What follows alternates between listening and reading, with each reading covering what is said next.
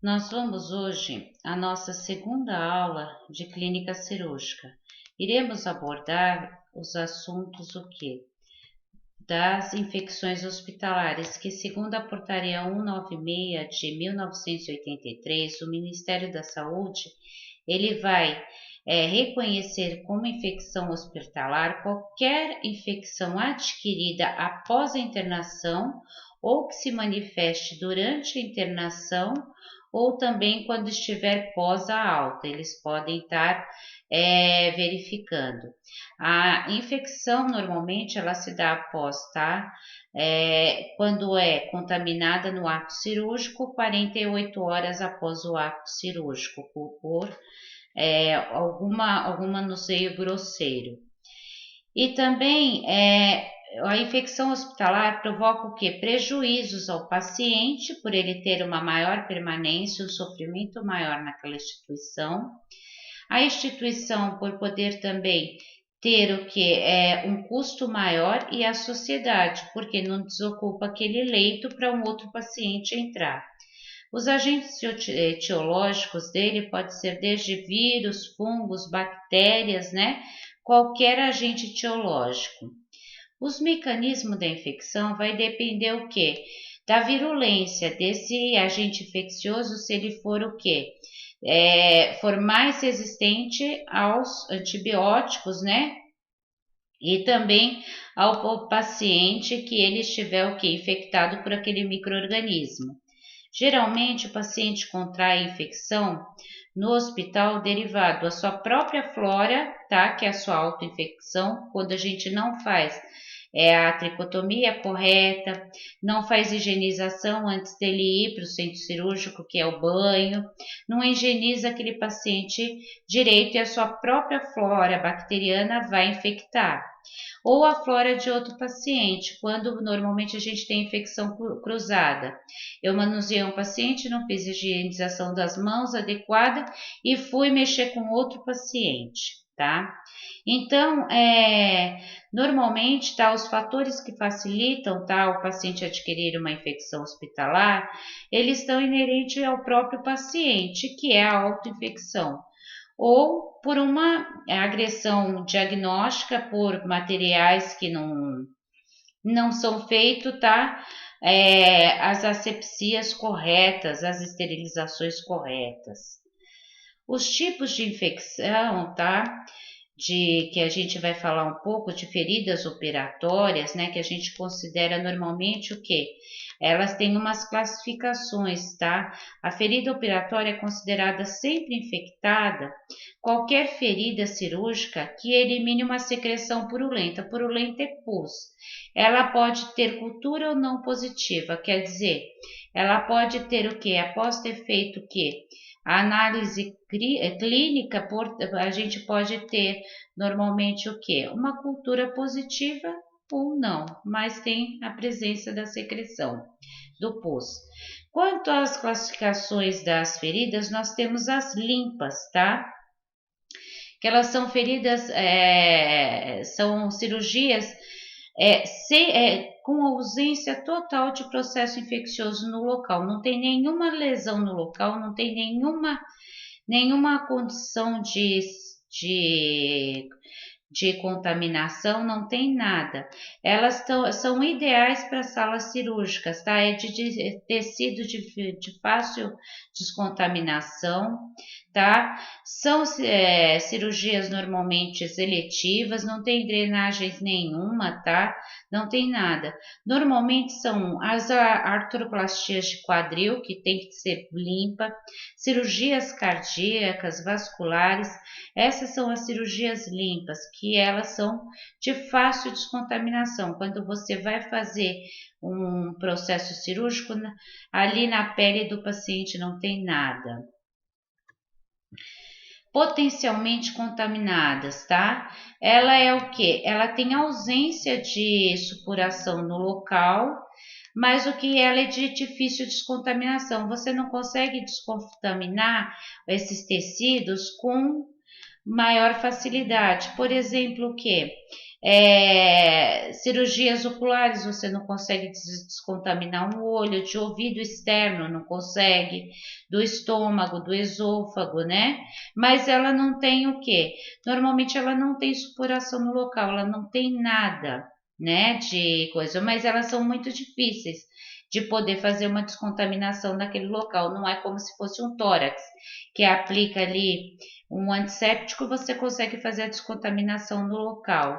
E normalmente o que? Até traumas até 10 horas, tá?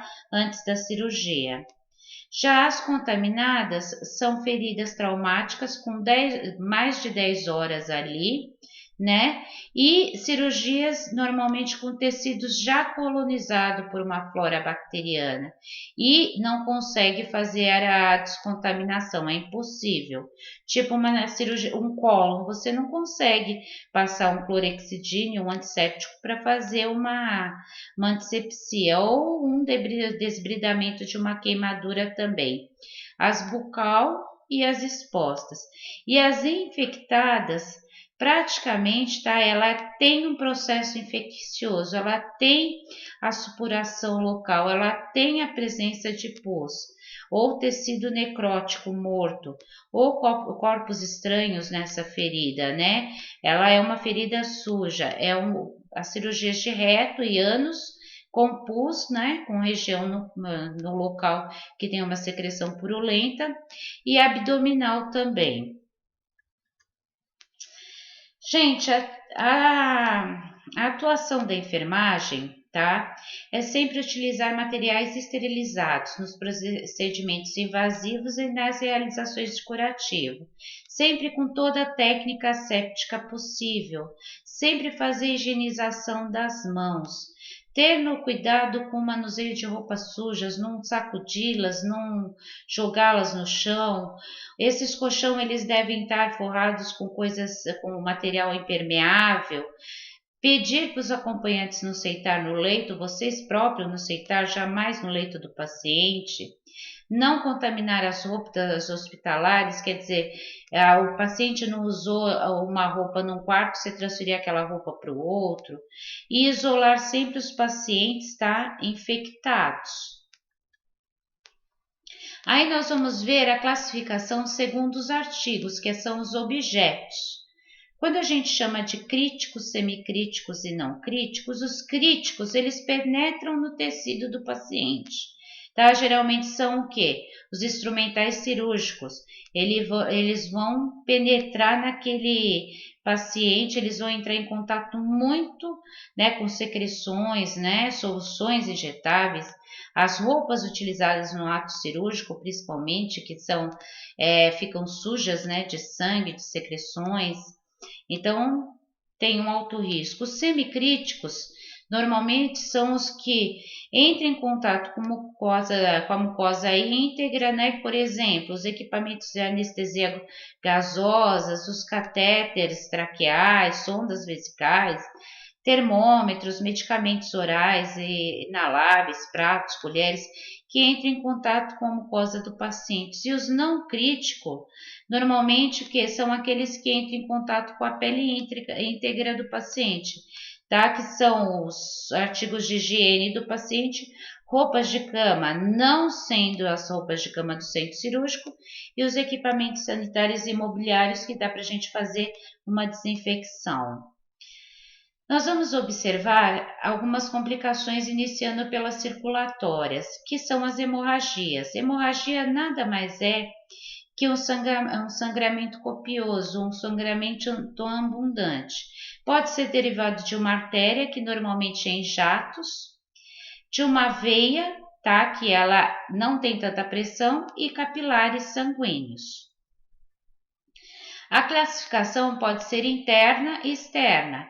Externa é quando você vê o sangramento, né? É exteriorizado aquele sangramento. E o interno não, ele não é exteriorizado, a não ser que ele saia por orifícios, tanto a boca, ouvido ou reto.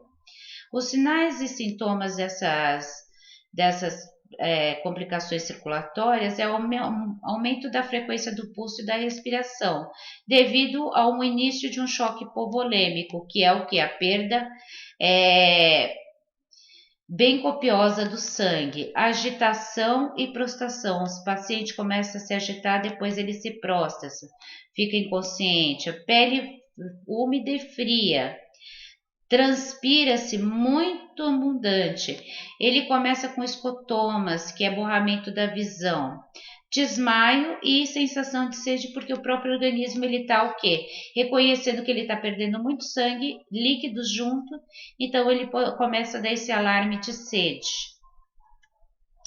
Os cuidados é deitar o paciente, afrouxar as vestes dele, manter a área afetada mais elevada que o possível para ter o melhor retorno venoso para o coração e para os órgãos nobres. Estancar a hemorragia desde que você coloque uma compressa no local. Quando ela estiver saturada de sangue, você não pode tirar ela e colocar outra limpa. Você tem que colocar outra por cima daquela, porque se você retirar já aquela coagulação vai voltar o sangramento e não vai ter uma coagulação adequada. E controlar os sinais vitais. Nós temos as hemorragias específicas, como do nariz, né, que é chamado de epistaxe. Sempre colocar esse paciente sentado, inclinar a cabeça para trás. Pode até colocar uma bolsa de gelo, mas cuidado com as bolsas de gelo que causam queimaduras também. E pressionar o nariz contra a face, tá? Para fazer uma compressão para parar esse sangramento. As hemorragias no trato gastrointestinal, como vocês estão vendo aí, essas partes mais escuras, né? Já é um sangramento. Colocar esse paciente em decúbito dorsal, deixar um paciente em jejum absoluto, inclusive de água, ele não vai poder tomar água. E colocar a bolsa, tá? Também de gelo, e levar os membros inferiores.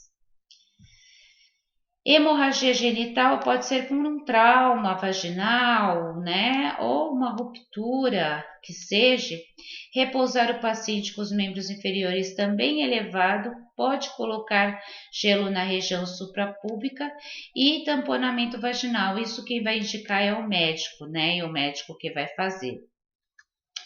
Aí nós temos o que? As complicações. Dentro das complicações circulatórias, nós temos os choques, que é o choque hipovolêmico. O choque hipovolêmico é a perda de um volume muito acentuado de sangue. Por exemplo, eu tenho 5 litros de sangue no organismo. Eu perco 1 litro, eu já estou tendo choque hipovolêmico e posso ter até uma parada cardíaca por esse choque, tá? Então, ele vai ter o quê? Como está perdendo muito sangue, ele não vai retornar o sangue venoso para os órgãos nobres para poder irrigar esses órgãos. Não vai ter sangue adequado para irrigar, tá? A gente vai ter muita perda de hemácia junto, né? Com o oxigênio vai ficar com bastante falta de ar. E também o volume sanguíneo, tá? Vai começando a diminuir, porque já está excedendo aquela perda de sangue, já está perdendo muito sangue, começa a diminuir esse sangue. Não consegue mais ter o retorno venoso, vai estar diminuído porque não consegue mais irrigar os órgãos nobres, né? Cérebro, coração, pulmão, o fígado, os rins. O volume sistólico da pressão vai diminuir também. O débito cardíaco, que é a capacidade dele mandar sangue para o corpo, também vai diminuir, porque vai ter uma ausência. E a perfusão tissular, que é nossos leitos ungueais das unhas, vai começar a ficar cianóticas. As causas mais comuns, como eu falei para vocês, é a hemorragia. Desidratação pode causar também queimaduras. E o quadro clínico, queda da pressão arterial, aumento da resistência e taquicardias, como a gente havia falado. Nós temos o choque cardiogênico, que é a incapacidade, tá, do coração fornecer o que? Sangue para o nosso organismo, que é um volume adequado de sangue, que pode ser devido ao infarto, a um tamponamento cardíaco, que é um acúmulo de líquido, como vocês podem ver aqui, ó. É um acúmulo de líquido aqui entre a região, tá, do coração, aqui do revestimento dele, que ele vai começar a comprimir. uma endocardite devido que uma infecção, uma contaminação aqui de uma válvula mitral, pode ser também uma embolia pulmonar, principalmente aqui na artéria, né, pulmonar, que pode ser como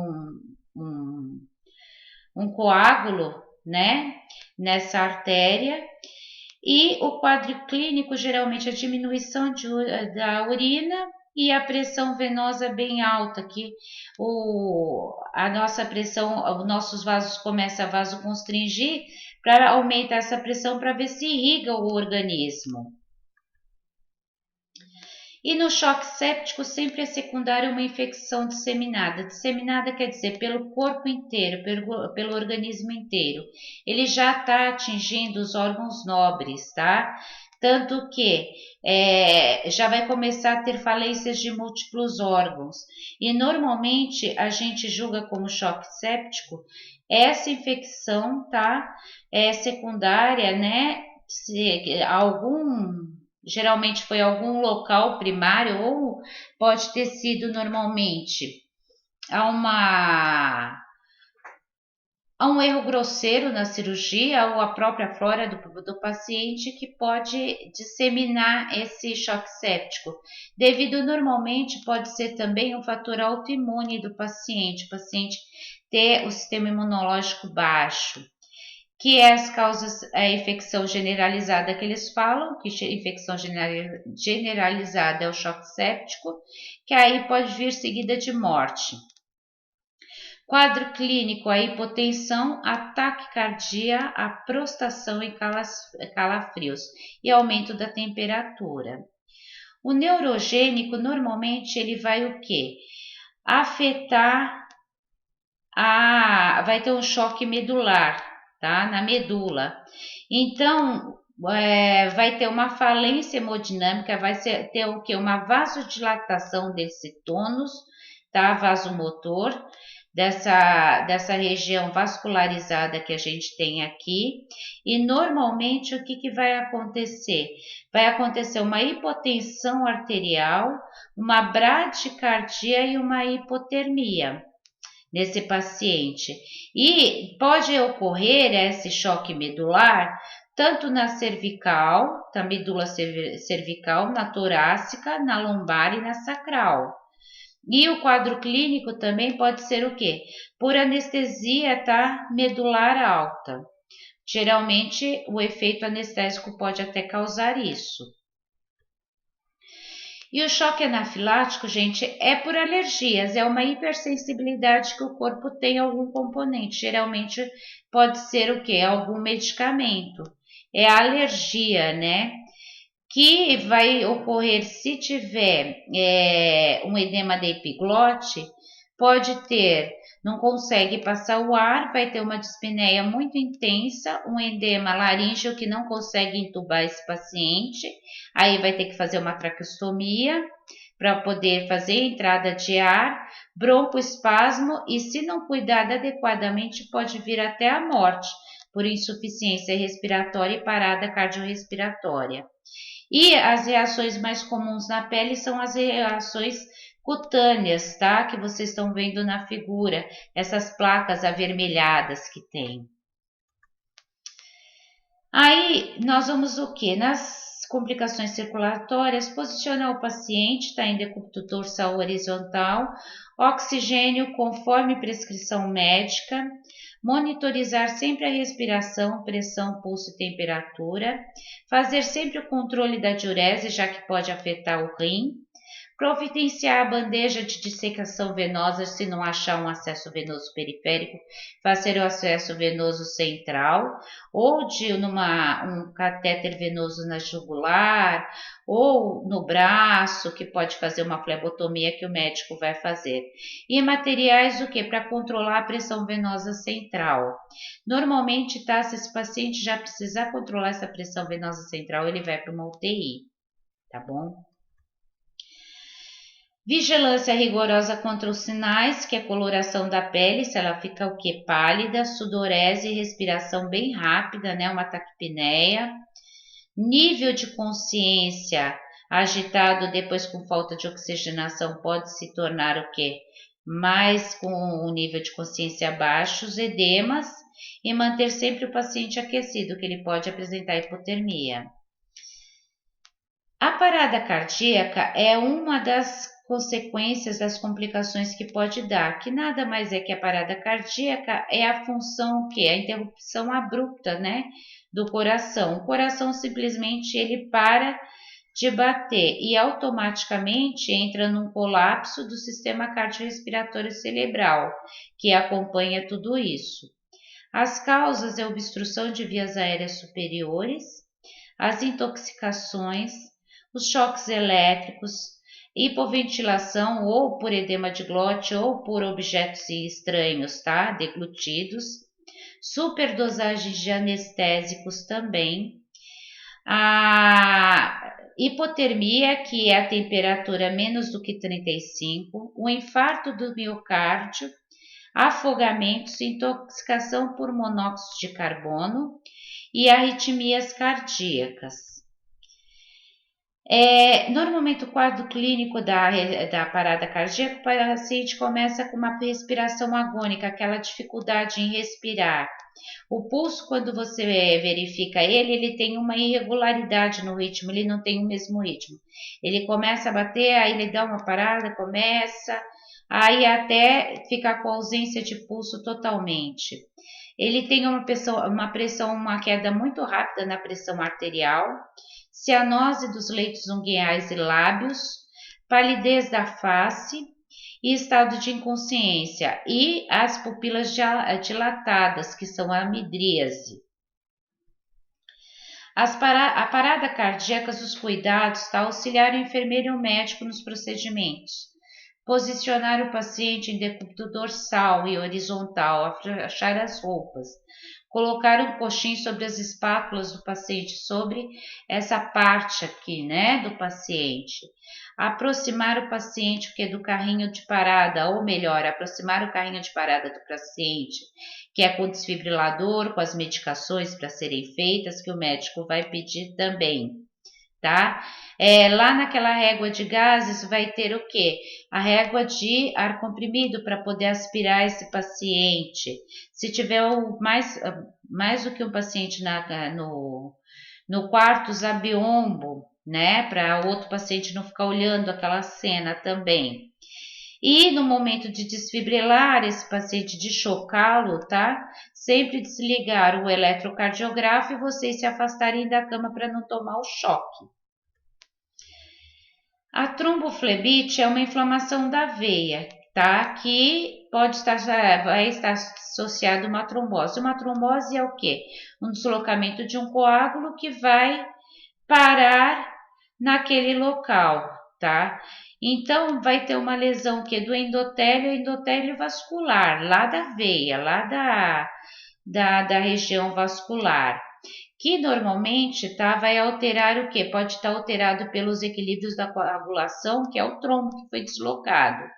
E essa êxtase circulatória, porque geralmente quando a paciente já tem um problema circulatório, as válvulas das veias deles já são danificadas, então fica aquele acúmulo de varizes, né? Então fica aquele sangue acumulado. E esses sinais e sintomas é o sinal clássico da inflamação, que é dor, calor, rubor e edema, que nós temos. Pode ocorrer câimbras também, formigamento e o peso nas pernas, né? E na região do trajeto que está a tromboflebite fica bem avermelhado, como você pode observar na figura. Os cuidados: elevar os membros, orientar o paciente para se mover no leito, hidratação adequada, tá? Evitando que esse paciente fique com uma postura no leito, principalmente com os membros inferiores, né, pendentes no leito. Enfaixamento dos membros inferiores pode ocorrer também. Verificar sinais vitais na fase aguda a cada 4 horas e presença dos sinais clínicos, né? Que pode ter o quê? devido a uma embolia pulmonar, que esse coágulo pode se soltar e parar numa artéria pulmonar e obstruir aquela artéria. Então, aquele paciente, ele, se não é atendido a tempo, ele pode ir à morte. Como dispneia, tá? Que vai acontecer na embolia, cianose, sudorese e pulso bem rápido. A pneumonia é uma complicação respiratória. Aqui, como vocês podem ver, tá, na figura, nós temos aqui os alvéolos pulmonares. Normalmente eles são em formas de bexigas, parecem umas bexigas que elas ficam infladas de ar. Quando tem a pneumonia, ela fica com um agente infeccioso e um líquido dentro dela, uma presença chamada de exudato. Então, o que acontece? O paciente não consegue o quê? Ter um padrão respiratório adequado e tem a presença de um agente infeccioso, tá? Então, ele vai ter os calafrios, hipertermia com 38,5 a 45 de temperatura, dor, tá? Em forma de pontada assim no tórax, tosses com expectoração, vai ter que observar qual é a expectoração que ele vai ter, se vai ser amarelada, se vai ser esverdeada, tem que anotar. Taquipneia, tá? Que é o aumento das ventilações, o aumento da respiração, mais do que 20 respirações por minuto, e uma sudorese profusa, tá? Bem grande. Auxiliar sempre o enfermeiro nas condutas e executar a prescrição do enfermeiro que ele faz, estimular a deambulação precoce para evitar as pneumonias. E exercício respiratório, tá? Com percusão. Percusão torácica é a tapotagem, que é a mão em forma de concha, que você vai fazendo a tapotagem no tórax do paciente, levemente, para poder estar deslocando essa secreção. Nós temos a embolia pulmonar, que é uma das complicações circulatórias, que nada mais é que na corrente sanguínea um trombo que se deslocou da artéria, como vocês podem ver na figura, e encontrar um vaso menor e obstruir. E se ela obstruir normalmente, tá um ramo da artéria pulmonar, é o que eu falei para vocês, a intervenção tem que ser bem rápida. Quando você observar que o paciente está entrando em cianose, dificuldade respiratória, sem nenhuma fase aparente, chamar o enfermeiro para chamar o médico, porque senão esse paciente pode ocorrer uma parada cardíaca respiratória pela obstrução dessa própria embolia, desse coágulo na artéria pulmonar, tá? Sempre a gente faz o quê? Pede para propiciar sempre a deambulação precoce do paciente, quando são os pacientes cirúrgicos, e sempre os movimentos ativos, quando eles podem se movimentar, e passivos, quando eles não podem, a gente ou o fisioterapeuta movimenta eles. Nós temos os processos infecciosos pela ferida operatória, tá? Pode ser causada por vários agentes etiológicos, como vocês estão vendo aqui. Normalmente, os sinais e sintomas de uma complicação por uma infecção por uma ferida operatória é uma febre 48 horas após o ato cirúrgico, tá? Pode ter o que? Dor, rubor e a ferida começar a sair secreção. E aumento da frequência cardíaca. Também, quando a infecção é profunda, ela pode atingir os planos, tá, dos músculos faciais, que é da parte da musculatura mais interna. Então, ela pode se manifestar entre o quarto e sétimo dia também. Sempre verificar a temperatura de 4 em 4, manter essa pessoa com as vestes, roupas de camas limpas, secas, curativos, sempre anotar os aspectos, como que estava, a secreção, as incisões, como que estava, nunca retirar os drenos, tá? Nem de penrose, nem tubular, sem prescrição. Anotar débito sempre das secreções, a quantidade, o aspecto dela, como ela tá. estimular a aceitação da dieta, ingestão hídrica, né, os líquidos, lógico, se o paciente não estiver em jejum também. Mas o ideal para essas infecções é sempre que a gente atue na fase pré-operatória, para não chegar a ter, né, esse problema de infecção, que normalmente também pode se melhorar nutricionalmente e imunologicamente esse paciente também, fora a desinfecção, a limpeza de todos os locais e a asepsia. Nós podemos ter o hematoma, que é o acúmulo de sangue nos tecidos da ferida operatória. Normalmente, tá? É uma mancha azulada na pele, como vocês estão vendo, perpendicular ali à incisão. O que pode acontecer? É devido, né, ao extravasamento de sangue no tecido, mas isso normalmente o organismo próprio vai absorver, mas sempre não esquecer de comunicar ao enfermeiro.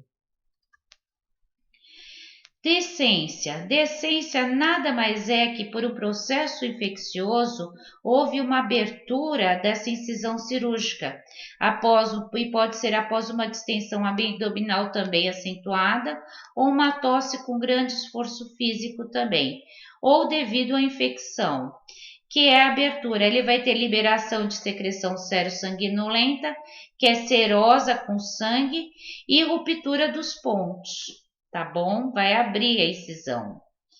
Avaliar sempre o aspecto desses pontos, a liberação das secreções, estimular e auxiliar o uso correto da técnica da tosse, para sempre, se for abdominal, com o travesseiro abraçar e tossir bem vagarosamente, e manter os curativos sempre compressivos, tá? Evisceração é a saída das vísceras pela incisão cirúrgica. Tem a decência, só que bem ampla, e começa a sair as vísceras, tá? Então, a exposição externa das vísceras. Então, sempre o quê? Cobrir as vísceras, tá? Porque essas vísceras, se elas ficarem em contato com o meio ambiente, elas podem ressecar e ter o quê? Uma necrose tecidual nesse intestino delgado. Tá? Nessas vísceras. Então, normalmente a gente tem que cobrir com compressas estéreo e com soro fisiológico, tá? E chamar imediatamente o cirurgião, que esse paciente vai ter que voltar para o centro cirúrgico. E, lógico, acalmar o paciente o mais que você conseguir e transmitir segurança para ele. Não ficar apavorado no local. Nós temos também as complicações urinárias, tá? Que é mais frequentemente na parte inferior do abdômen, geralmente por pacientes acamados, idosos, né? Que naqueles a administração de líquidos no transoperatório foi muito excessiva, eles tomaram muito soro, porque geralmente administra-se muito soro, o quê? Uma para voltar o ganho hídrico, porque tem muita perda de sangue, e outra para eliminar logo, né, o efeito anestésico que é eliminado pelo rim. Então também o que? Pode ter também a perda do tônus muscular devido ao que? A própria utilização da sonda vesical, tá bom?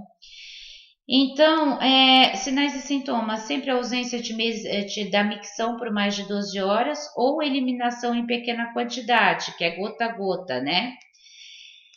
Abaulamento do abdômen inferior, que você vai palpar a região suprapúbica, você vai ver nitidamente distendida a bexiga e endurecida.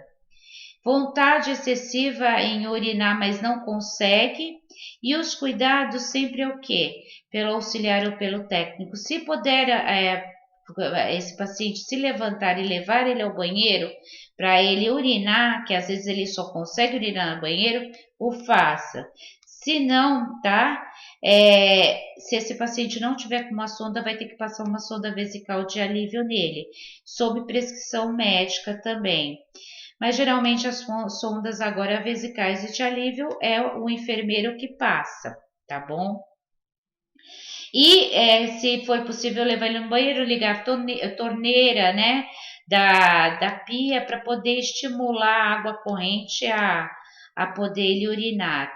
Irrigar o períneo também com água numa comadre também é uma das manobras que a gente pode fazer. A infecção urinária pode ocorrer nas primeiras 48 horas pós-operatórias. Pode ter sido também, tá? Por uma exacerbação de infecção prévia, porque ele já estava de instrumentação de pré, trans ou pós-operatória.